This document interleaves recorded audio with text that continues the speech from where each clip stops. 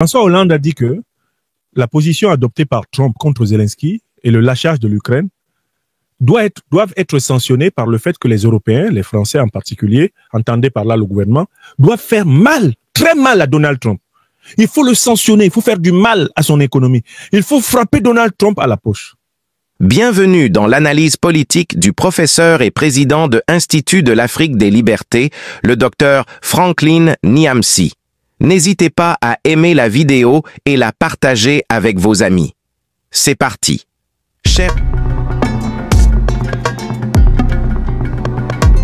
Oui, je voulais venir sur la grande colère des Européens contre Donald Trump, qui est véritablement une immense tempête, mais dans un petit verre d'eau.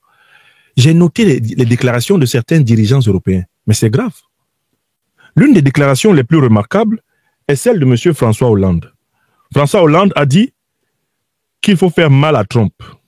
C'est du jamais vu. Je ne pensais pas que j'allais voir ça de mon vivant. François Hollande qui dit qu'il faut faire mal à Trump. Attendez que je vous fasse écouter ça. Il faut que je vous fasse écouter ça. Il faut avoir entendu ça un jour de sa vie. L'ancien président français, actuellement député de la France, du Parti socialiste, François Hollande dit... François Hollande, je vais vous faire écouter d'abord François Hollande. Je vais vous faire écouter François Hollande d'abord. Lui, c'est-à-dire qu'il m'a dépassé, quoi. Là, je me suis dit, mais est-ce qu'il est en état de modification de conscience? Est-ce que c'est son état normal? Écoutez, je vais trouver ça. Je vais trouver ses propos. Je veux absolument que vous entendiez M. Hollande. Je l'ai publié il y a quelque temps. Il a dit qu'il fallait faire du mal à Trump. Il faut faire du mal à Trump. Écoutez, attendez qu'on trouve M. Hollande. C'est l'homme de la semaine. L'homme qui m'a vraiment impressionné. François Hollande. Qu'est-ce qu'il a dit? Voilà. Très mal. Il faut essayer de lui faire tellement mal sur l'économie, à son wealth, and the American stock market. We are going to bring about the collapse of the Russian economy. Je vous ferai écouter ça. We must hurt him very badly. Très mal. Il faut essayer de lui faire tellement We need to mal target his sur economy, l'économie, à son wealth, and the American stock market. We are going to bring about the collapse of the Russian economy. François Hollande a dit que la position adoptée par Trump contre Zelensky et le lâchage de l'Ukraine doivent être sanctionnés par le fait que les Européens, les Français en particulier, entendez par là le gouvernement, doivent faire mal, très mal à Donald Trump. Il faut le sanctionner, il faut faire du mal à son économie. Il faut frapper Donald Trump à la poche. Ça, c'est ce qu'a dit François Hollande. Mais ça, c'est, une fois de plus, de l'opportunisme politique. Les journalistes ne lui demandent pas comment. Comment, économiquement, comment militairement, comment diplomatiquement, la France peut-elle punir Trump? Personne ne lui pose la question. Or, je me souviens qu'en 2022, celui qui était alors ministre de l'économie et des finances de la France, il s'appelait, eh bien, comment là? Hein? Il parle d'ailleurs ici. Tellement que vraiment il nous a pas marqué, car son nom me sort carrément de la tête. Oui, le professeur d'allemand, propulsé ministre de l'économie et des finances. Qu'est-ce qu'il nous a dit? L'ancien ministre de l'économie et des finances de la France. Écrivez-moi son nom. Son nom me sort tellement je le supporte pas. Oui, Bruno Le Maire. Bruno Le Maire. Merci. Le Maire a dit qu'il allait effondrer l'économie russe. Que l'économie russe allait se retrouver par terre. Pourtant, c'est la France qui s'est retrouvée pendant 6 mois sans budget. Pourtant, c'est la France qui a vu sa note financière dégradée par les organismes financiers internationaux, comme par exemple Moody's. Pourtant, c'est la France qui aujourd'hui est en crise énergétique. Pourtant, c'est la France qui a perdu sa voilure diplomatique, géostratégique et géopolitique, un peu partout dans le monde, notamment en Afrique. Alors, donc, on se demande, mais quand il parle comme ça, François Hollande, est-ce qu'il croit qu'en France, on ne sait pas que c'est en réalité le discours de l'impuissance? Je prends un deuxième qui m'a particulièrement marqué. C'est le général Yakovlev. Alors, Hollande a dit ceci, je cite encore Hollande, « Donald Trump n'est plus un allié et il pactise avec nos adversaires. Il a ouvert une rupture profonde avec l'Europe. Aucun doute n'est permis. Sa vraie cible, c'est nous et pas la Chine comme il prétend. » Bon, je vais prendre un autre personnage qui s'appelle le général Yakovlev. C'est quelqu'un qui était très chaud pour dire comment l'Ukraine allait vaincre la Russie sur la chaîne SCI TV. Nous allons lui donner la parole, le général Yakovlev. Il est très en colère. Il est très en colère. Yakovlev est très en colère et il a dit des choses incroyables. Il faut qu'on l'écoute aussi. Monsieur Yakovlev, venez là. Dites-nous un peu ce que vous pensez. Qui est pour vous Donald Trump? Yakovlev, c'est un ancien chef d'état-major de l'OTAN. Hein. Donc, c'est quelqu'un qui a occupé des fonctions militaires importantes dans la grande alliance militaro-politique occidentale.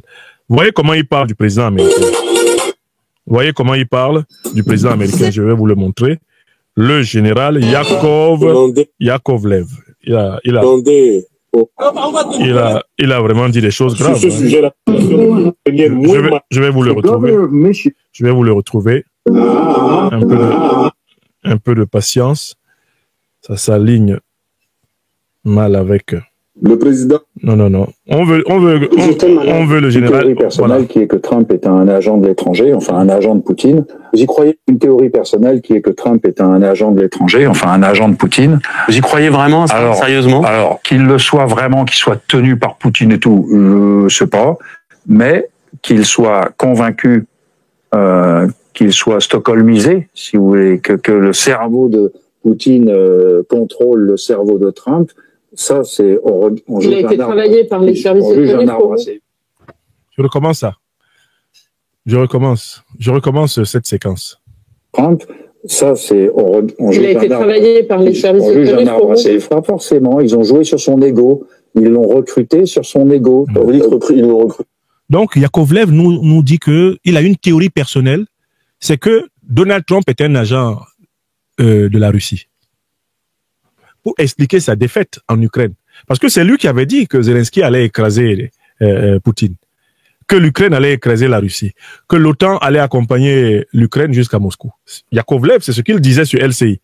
Maintenant, il dit que Moscou contrôle le président des États-Unis. Est-ce que vous voyez à quel niveau de légèreté? Là, je vous ai montré un dirigeant politique, François Hollande, en train de parler de la violence avec légèreté, comme si c'est lui qui va mener la guerre. Il dit il faut qu'on fasse du mal à Donald Trump. Est-ce que la France peut attaquer militairement les États-Unis? Est-ce que l'avion du président américain peut être stoppé par l'armée française? Là maintenant, c'est Yakovlev qui nous dit que Donald Trump est un agent russe. Est-ce que vous voyez à quel point ces gens ont poussé le mensonge et l'aberration? Ils ont atteint un niveau de déréalisation, un niveau de mythomanie jamais vu. C'est-à-dire qu'en fait, ils ont tort. Tout ce qu'ils ont prédit, tout ce qu'ils ont annoncé comme analyse sur la guerre russo-ukrainienne s'est avéré, ne s'est pas avéré, pardon. Et au lieu de reconnaître qu'ils se sont trompés, ils mentent plus. Les élites intellectuelles, les élites économiques, les élites politiques occidentales qui ont soutenu Zelensky contre Poutine sont aujourd'hui en train d'inventer de nouveaux mensonges pour, dans une fuite en avant, continuer à tromper les peuples. Yakovlev disait que l'Ukraine gagnerait la guerre. Qui n'a pas écouté cela? Yakovlev disait que l'OTAN ne ferait qu'une bouchée de Moscou. Qui n'a pas écouté ça? Alors, c'est tout le contraire qui est arrivé. Maintenant que tout le contraire arrive, monsieur décide de trouver un mensonge nouveau pour habiller ses anciens mensonges. Et désormais, c'est Trump qui est un agent de Moscou. Mais à l'allure où on va, le monde entier va être décrété agent de Moscou. Je pensais que ce type de procédé, il l'utilisait très facilement contre des intellectuels panafricanistes comme moi, parce que nous leur paraissons isolés, coupés de toute puissance étatique en tant que tel. Mais ils utilisent même ça contre un État. Comment le président des États-Unis, élu par les Américains, et qui a battu à plate couture, Kamala Harris, et qui a fait fuir l'élection à Biden, comment est-ce qu'on peut dire que cet homme-là est un agent de la Fédération de Russie? Les Américains peuvent-ils avoir consciemment choisi et voté de manière écrasante quelqu'un qui ne sert pas leurs intérêts? Là, en 2024, qui va croire en cela? Mais Yakovlev le dit, d'accord? Alors, mais la grande question que je pose, c'est que malgré tout ce que vous les entendez dire, je tiens à vous faire remarquer qu'ils n'ont pris aucune sanction économique contre les États-Unis. Aucun pays de l'Union européenne n'a pris une sanction économique contre les États-Unis. Aucun pays de l'Union européenne n'a pris une sanction militaire contre les États-Unis. Aucun pays de l'Union européenne n'a osé prendre une sanction diplomatique contre les États-Unis. Vous savez, les États-Unis ont voté de la même façon que la Russie au Conseil de sécurité. Mais la Grande-Bretagne et la France n'ont pas osé s'opposer à une résolution américaine soutenue par la Russie. Certes, la Grande-Bretagne et la France, qui sont membres permanents du Conseil de sécurité, n'ont pas voté pour, mais elles n'ont pas osé s'opposer diplomatiquement aux États-Unis. Elles n'ont pas osé.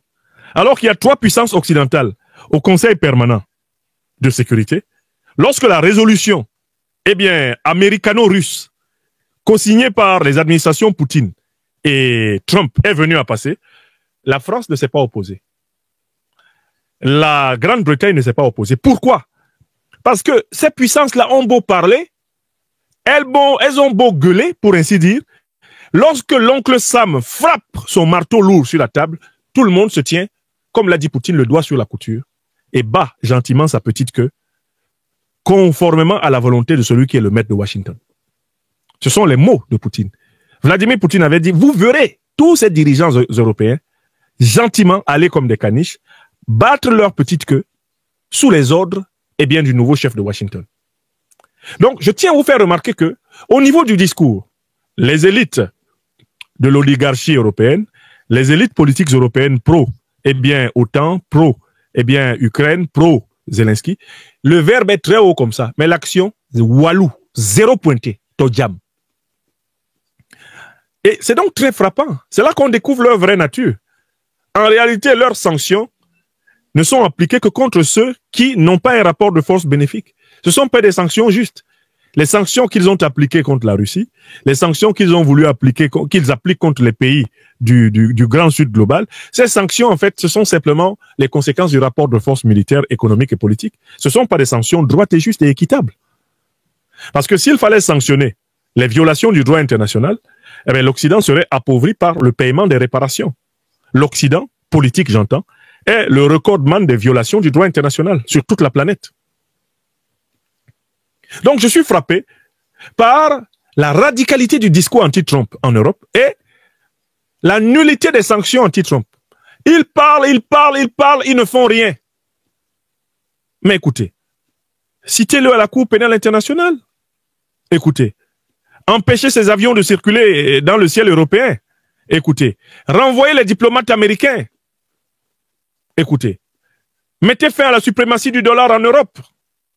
Si vous voulez punir l'Amérique, comme le dit François Hollande, il faut lui faire mal, il faut lui faire mal, il faut lui faire mal. Mais faites-lui mal.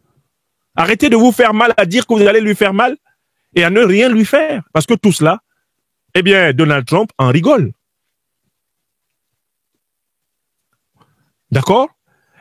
Donc l'impuissance européenne vient d'être manifestée par le fait même que le duo européen qui semblait se reconstituer à l'occasion de l'affaire de l'Ukraine, c'est-à-dire le duo entre la France et la Grande-Bretagne, l'Angleterre, ce duo vient d'exploser. Le président français a annoncé qu'il y avait eu un accord franco-britannique pour obtenir une trêve dans le conflit russo-ukrainien et aider ensemble l'Ukraine. À peine le président français l'a-t-il annoncé que le secrétaire d'État aux affaires étrangères britannique a été envoyé devant les médias dire qu'il n'y a aucun accord avec la France et que les Britanniques s'alignent sur la nécessité d'écouter ce que les États-Unis disent. Donc le couple anglo-américain est encore plus solide que le couple anglo-européen ou franco-britannique. Donc l'impuissance, la faiblesse, l'inconsistance de la diplomatie européenne ont éclaté au grand jour. Et j'insiste là-dessus parce que ça veut dire que les pays africains doivent saisir cette aubaine. Cet affaiblissement diplomatique de l'Europe est une aubaine que l'Afrique doit saisir pour assumer crânement toutes ses responsabilités, prendre toutes les initiatives pour rendre irréversibles les acquis de la souveraineté africaine. Cette faiblesse diplomatique de l'Europe est un moment essentiel que doivent saisir les dirigeants et les gouvernements africains, les peuples africains, pour récupérer tous les droits qui leur ont été volés. Il ne faut pas attendre. Nous sommes dans une séquence historique favorable pour les grandes décisions concernant la monnaie. Les grandes décisions pour faire partir toutes les bases américaines du sol africain. C'est maintenant qu'il faut les prendre. Les pays qui ont les bases américaines sur le sol africain, c'est maintenant. Maintenant que Donald Trump affirme un grand protectionnisme américain, ça c'est du pain béni pour un pays qui a une base militaire américaine. C'est la meilleure période pour dire, Monsieur le Président Trump, nous sommes comme vous, très jaloux de la souveraineté de notre pays. Retirez vos troupes. Vous ne voulez pas des migrants africains chez vous, mais retirez également vos troupes chez vous. Les Africains ne veulent pas des troupes américaines sur leur sol. Les Nigériens ont montré le chemin. Quittez le Sénégal, quittez le Ghana, quittez le Nigeria, quittez le Cameroun, quittez la Guinée équatoriale, le Gabon, quittez l'Angola, quittez le Kenya, quittez la Somalie, quittez Djibouti, circulez. Appliquez la doctrine protectionniste à vos relations internationales. Il n'y a pas d'armées africaines sur le sol américain. Il ne doit pas y avoir d'armée américaine sur le sol africain. Nous sommes dans une période favorable pour cela. Et si les pays africains demandent aux troupes américaines de se retirer maintenant, j'espère que vous savez que les Européens vont applaudir. C'est vrai ou c'est faux? Mais faisons applaudir les Européens. Bon, les Européens ont été très violents sur le plan politique envers l'Afrique, mais de temps en temps, on peut leur donner des petits bols d'air. Si on faisait partir l'essentiel des troupes américaines du sol africain maintenant, je suis sûr que Bruxelles, Paris, seraient heureux, seraient heureuses, Budapest, tous ces pays là où il y a des anti-russes notoires, des anti-Trump notoires, des néocolonialistes, des impérialistes notoires, ils seraient heureux que les États-Unis perdent leur base militaire africaine. Donc, pays africains sous occupation militaire africaine, agissez. C'est ce que je voulais dire. Profitons de l'ère Trump pour récupérer ce que l'Amérique, elle aussi, nous a volé. Écrivez ça. Trump dit qu'il n'aime pas les shithole countries. Les Africains doivent dire, we don't want to be the shithole countries of your Yankee military occupation. Take your American troops back. President Trump, you are protectionist. This is very good for America. We are also protectionist for Africa. Take notice of that. As you protect America, so African people protect Africa. You are asking African illegal migrants to remove their feet from American soil. Okay. So are we asking American troops to remove all their feet from African soil. And so mote it be. And this will be justice. Justice, justice everywhere. So you do, so we do. So you do there in America. So we do in Africa, in our motherland, in our fatherland. Let it be. Time for justice. What you want for America, we also want it for Africa. So must it be. So must it be.